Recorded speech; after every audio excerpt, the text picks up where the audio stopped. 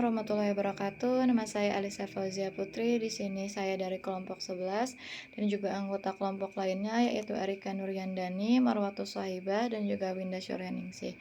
Sebelumnya kami ingin mengucapkan terima kasih kepada ibu dosen dan juga kepada teman-teman karena diizinkan untuk melakukan presentasi. Langsung saja di sini kami akan memaparkan materi mengenai integritas yang tinggi. Dan untuk pembacaan materi pertama akan dilakukan oleh saya sendiri, yaitu mengenai pengertian integritas. Pengertian integritas. Integritas adalah suatu konsep yang berkaitan dengan konsistensi dalam tindakan-tindakan, nilai-nilai, metode-metode, ukuran-ukuran, prinsip-prinsip, ekspektasi-ekspektasi, dan berbagai hal yang dihasilkan dalam konteks profesional atau organisasi. Integritas berarti menjalankan tugas dan tanggung jawab dengan jujur, tidak melakukan korupsi ataupun penyalahgunaan wewenang, serta menjunjung tinggi etika dan nilai-nilai moral yang berlaku. Integritas sendiri berasal dari bahasa Latin yaitu integral atau yaitu sikap keteguhan. Dan di slide selanjutnya yaitu ada integritas menurut para ahlinya. Menurut KBBI yaitu mutu, sifat, serta keadaan yang menggambarkan pada suatu ketentuan yang utuh dan kemampuan, kewibawaan, dan kejujuran. 2. Menurut Andreas Harvey yaitu 3 kunci yang bisa diamati yakni menunjukkan kejujuran, komitmen, dan mengerjakan sesuatu dengan konsisten. 3. Menurut Jim Clymer yaitu konsistensi antara tindakan, nilai, prinsip, dan ucapan seseorang. 4. Menurut Aristoteles yaitu 3 menurut filsuf Yunani.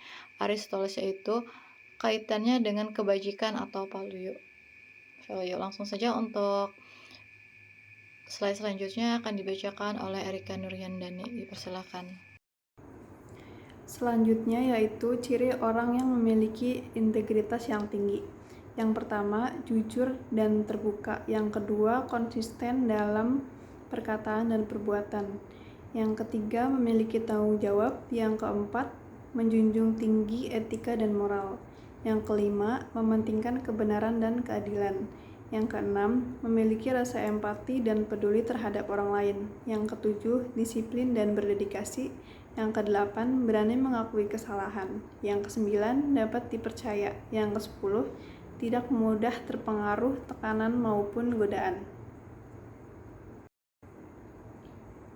Berikutnya, manfaat integritas.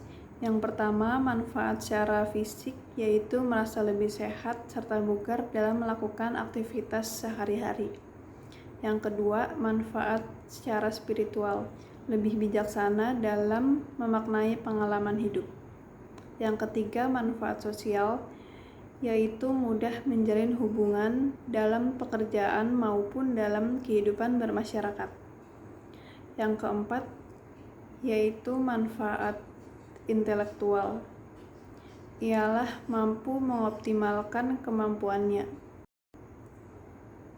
Yang terakhir, manfaat emosional, yaitu memiliki kesadaran diri, memiliki rasa empati maupun simpati, memiliki solidaritas yang tinggi, serta mampu mengatur emosi dengan stabil. Oke, selanjutnya yaitu ada fungsi integritas. Fungsi integritas itu terbagi menjadi dua. Yang pertama itu ada fungsi kognitif dan yang kedua ada fungsi efektif. Yang pertama yaitu fungsi kognitif. Dalam hal ini fungsi kognitif integritas adalah mencakup kecerdasan moral dan juga wawasan diri yang bisa disebut dengan self-insight. Yang kedua yaitu ada fungsi efektif. Dalam hal ini fungsi efektif mencakup hati nurani dan juga harga diri. Selanjutnya yaitu ada contoh integritas. Yang pertama yaitu datang tepat waktu merupakan langkah pertama yang menunjukkan akan integritas dan komitmen untuk melangkah lebih maju. Menyelesaikan tugas dengan baik merupakan contoh yang kedua, dan yang terakhir yaitu yang ketiga berperilaku aktif, konsisten, jujur, dan bertanggung jawab. Selanjutnya ada integritas dan akredibilitas, menyangkut head atau kepala, yaitu kemampuan pada pola pikir yang mencakup inteligensia, keterampilan, dan kompetensi, hard skill. Sedangkan integritas menyangkut heart atau bisa disebut dengan hati, yaitu kemampuan nurani yang mencakup kejujuran, ketulusan, komitmen, dan sebagainya. Kredibilitas terbangun melalui dua unsur yang sangat penting, yaitu kapabilitas, kompetensi, dan juga pengalaman. Integritas dibangun pada tiga unsur penting, yaitu nilai-nilai yang dianut pada si pemimpin, values, konsisten, dan komitmen. Baik, selanjutnya, pentingnya integritas dalam kehidupan.